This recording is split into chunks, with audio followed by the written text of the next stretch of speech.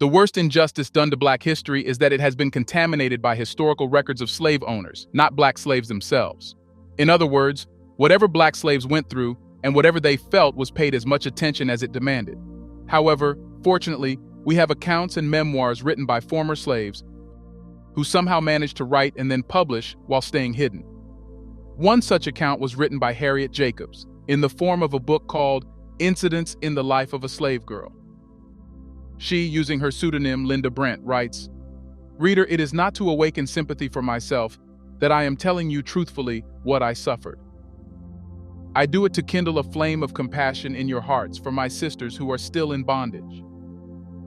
With these words, Harriet Jacobs shares her motivation for making her deeply personal story of enslavement, degradation, and sexual exploitation public.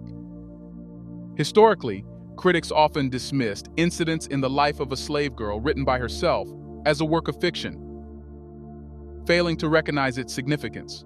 However, they should be asked whether a slave girl can better tell what was done to her or her master would tell the truth. Initially published in 1861, this book was rediscovered in the 1970s and subsequently reprinted in 1973 and 1987. The most extensive version of the narrative is the 1987 Harvard University Press edition, edited by Jacobs's biographer, Jean Fagan Yellen. Yellen's efforts not only validated the authenticity of Jacobs's narrative, but also brought it to the attention of readers and scholars who had previously overlooked it. In reality, this book centers on Harriet Jacobs' real-life experiences rather than a fictional protagonist. It stands as a vital and genuine account of the trials and triumphs of an enslaved woman in the 19th century. In her research, Yellen uncovered a narrative written by Harriet Jacobs' brother John, titled A True Tale.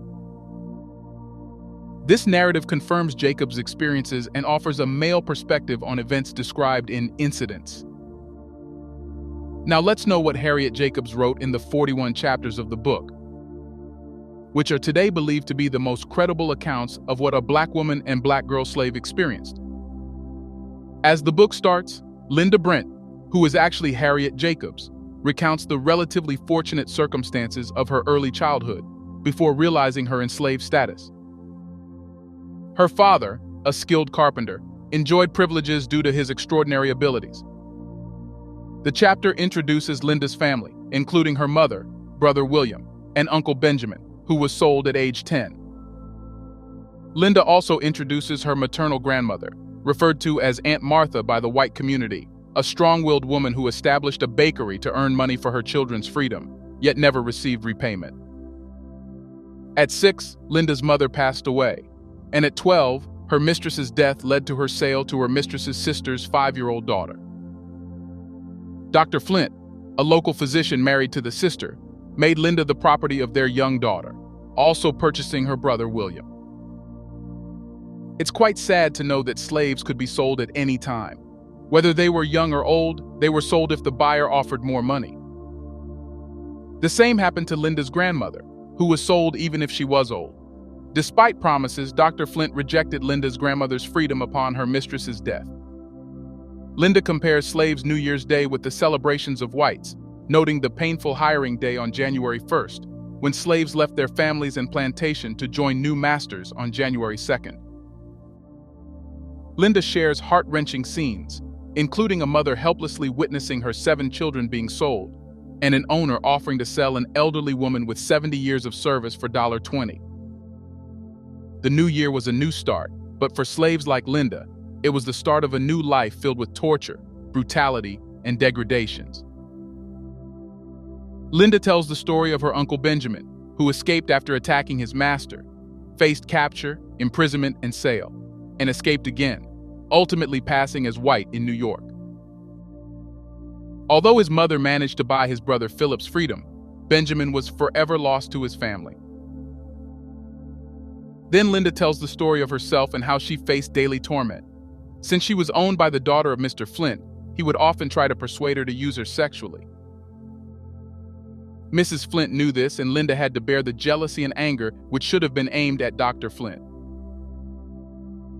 Linda says that her plight mirrors that of countless other black women, recounting the story of 2 sisters, one enslaved and the other free, with the darker-skinned sister enduring shame and exploitation. When Dr. Flint fails to force Linda into submission through threats or promises, he designs a new scheme involving his 4-year-old daughter, forcing Linda to sleep in the child's room. In this way, he could find her alone in the room and assault her sexually. However, things take a different turn.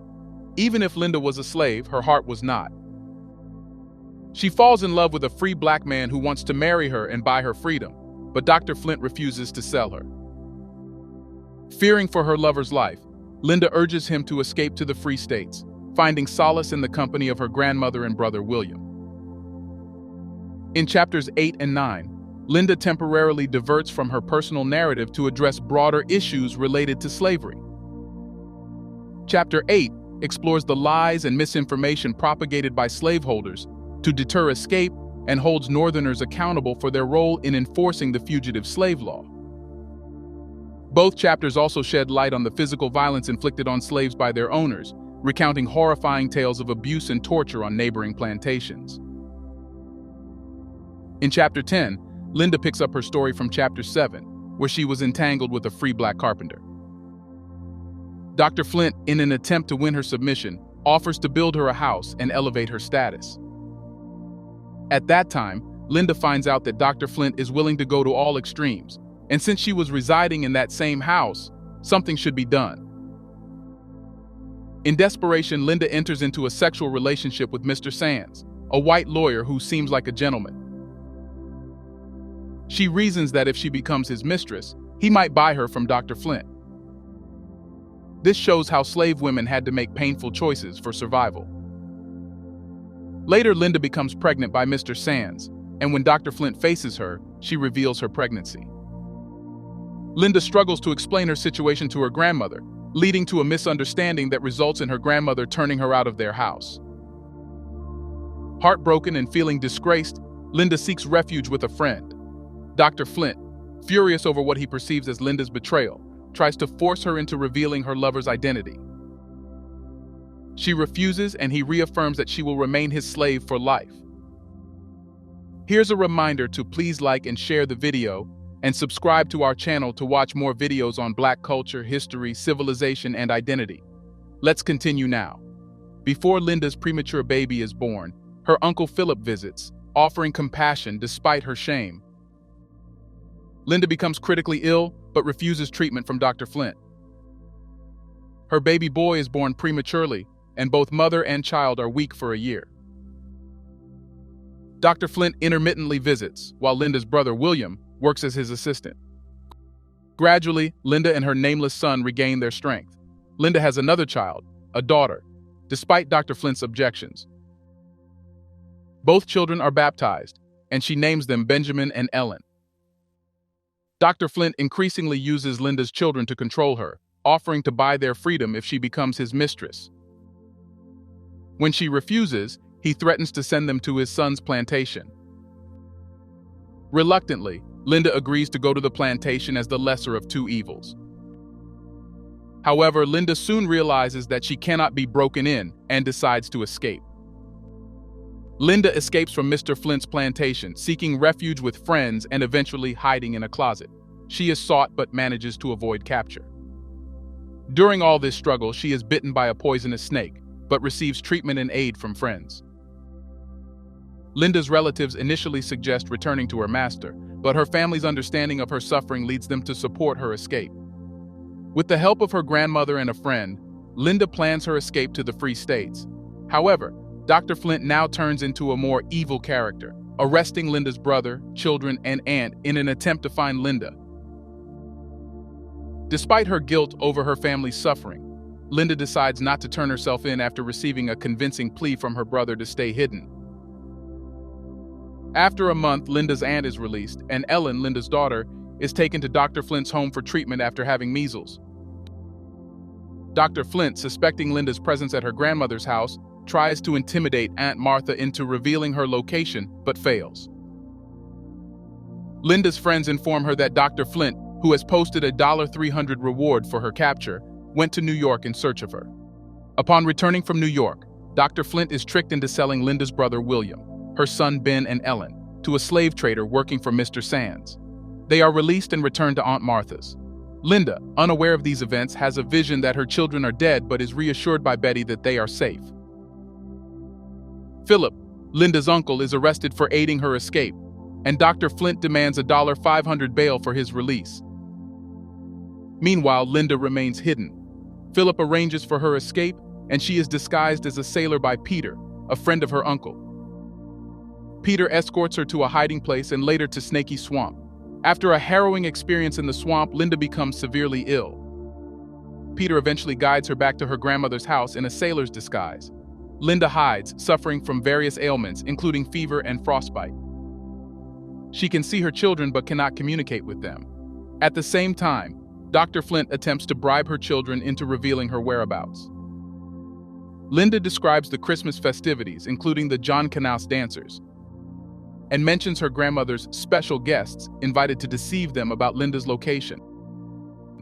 She risks revealing her hiding place to Mr. Sands, who agrees to free her children before leaving for Washington.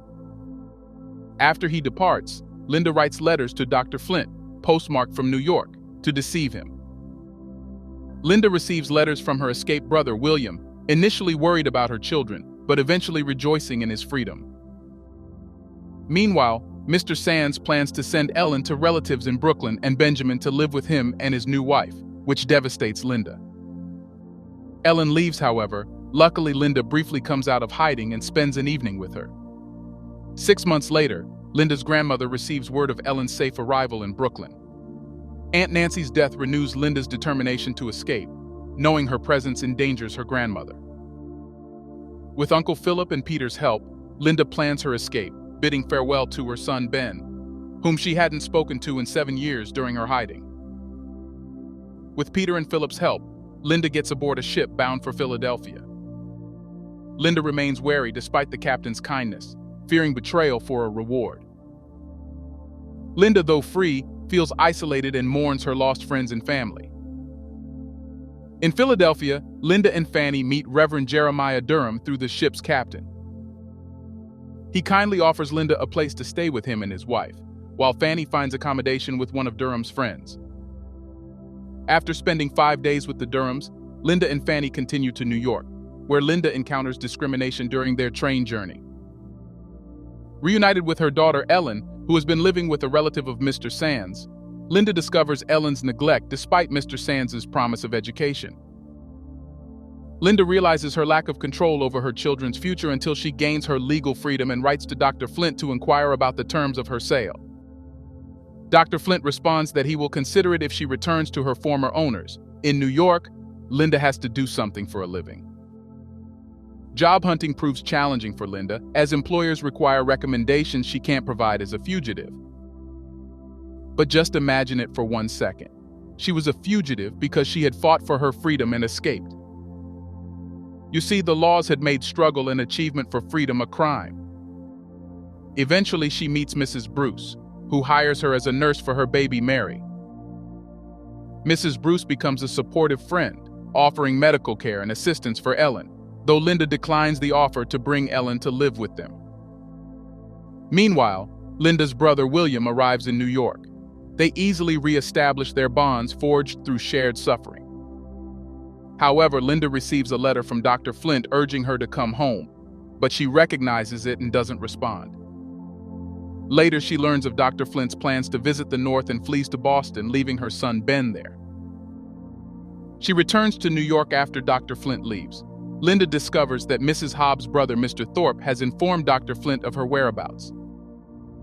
She chooses to have someone at her back, so she confides in Mrs. Bruce, revealing her fugitive status.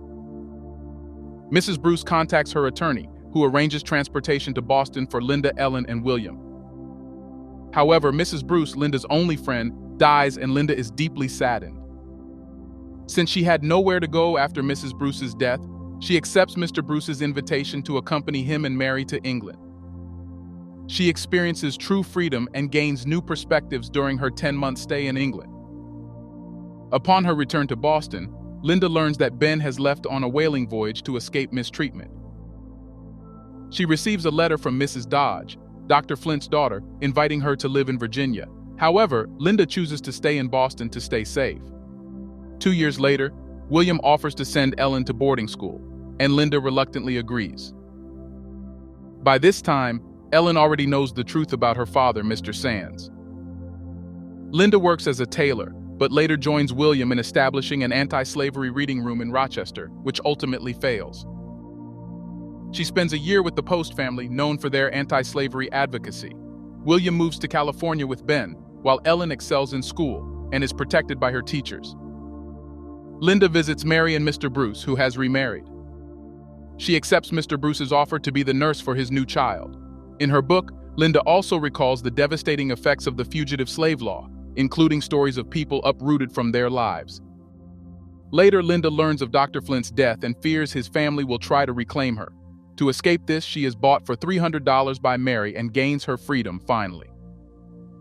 At last free, Linda continues to live with the Bruce family. In her entire life, she struggled to become free, something which white people were born with. However, she had to fight for that, and it took her decades. Yet this was not how the lives of other slave women were. Millions of them never got the opportunity to do what Harriet Jacobs did, get freedom. Did you know that black female slaves had to go through all this just to survive? Are the accounts explained in the book different from what you were taught in school? Let us know what you think about that in the comment section right below. Do you want to watch more videos like this one? If yes, subscribe to our channel and press the bell icon next to it. We have decided to bring videos on something nobody talks about: the black culture, civilization, history, and evidence about how glorious blacks have been. Thanks for watching, and until the next video, stay tuned.